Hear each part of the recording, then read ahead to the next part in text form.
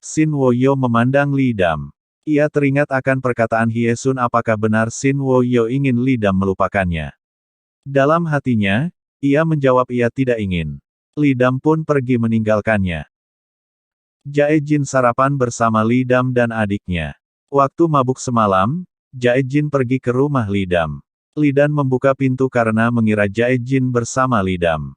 Li Dam menceritakan bahwa saat mabuk, Jae Jin merusak mobil Hyesun. Dan saat itu, juga ada Shin Wo-yo di sana. Jae Jin ketakutan karena merasa tak bisa ganti rugi. Jae Jin membujuk Li Dam, bahkan sampai di dalam kelas. Hingga tak sadar ternyata kuliah sudah mulai dan Shin Wo-yo telah berdiri di depan kelas. Saat itu, Seon Wo melihat Li Dam dan Jae Jin begitu akrab. Ia berpikir mungkin yang disukai Li Dam adalah Jae Jin. Namun ia merasa dirinya lebih baik dari Jae Jin.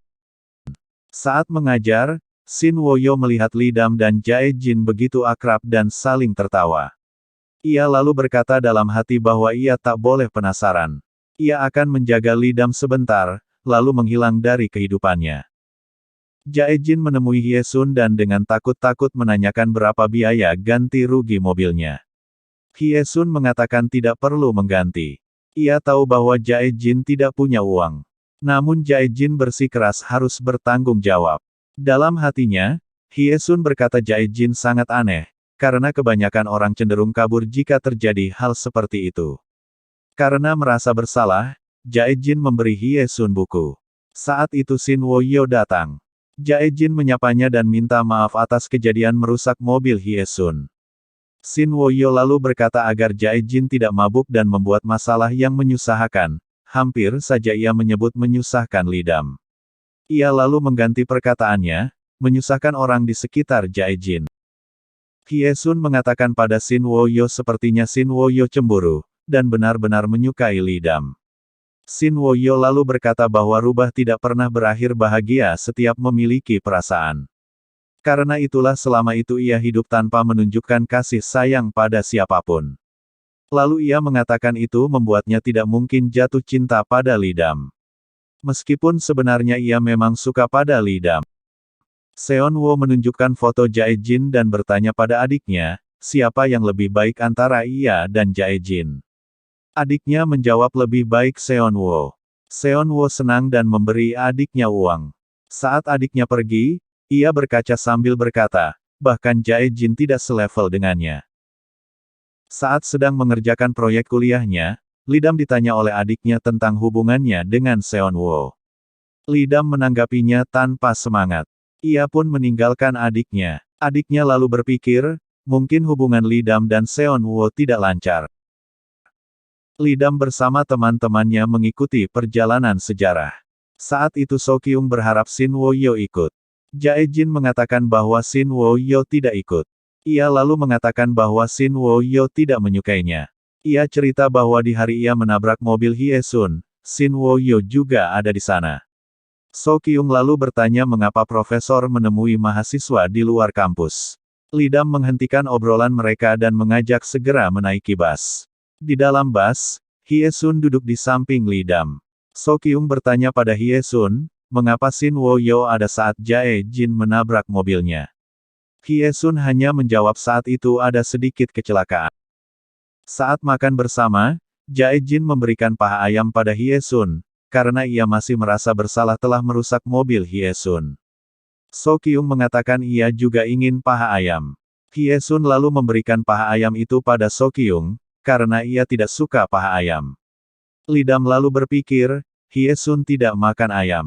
Mungkin ia menyimpan kelereng Shin Wo-yo. Ternyata Hyesun lebih suka sayap ayam. Li Dam melihat Hyesun makan ayam dan tidak terjadi apa-apa. Ia lalu sadar dan berpikir untuk apa memikirkan hal itu. Di sudut meja lain, Seon Wo melihat Li Dam dan Jae Jin yang makan duduk berhadapan. Seon Wo mengajak Li Dam bicara. Ia meminta Li Dam agar tidak terlalu menjaga jarak dengannya. Kemudian Jae Jin datang dan mengajak naik ke bus. Seon Wo dan Jae Jin pun berdebat. Hyesun melihat mereka dari kejauhan. Hyesun lalu mengirim pada Shin Wo-yo, foto Li Dam, bersama Jae Jin dan Seon Wo yang sedang berdebat. Saat Lidam sedang presentasi, satu kertasnya terbang tertiup angin dan terjatuh di tanah. Saat ia akan mengambil, Shin Wo-yo datang membantunya. Seok berkata pada Lidam bahwa mulai sekarang Shin Wo-yo akan bertanggung jawab atas klub Lidam. Karena Lidam ketua, ia bisa naik mobil Shin Wo-yo agar sekaligus menjelaskan tentang klubnya. Lidam menjawab tidak bisa.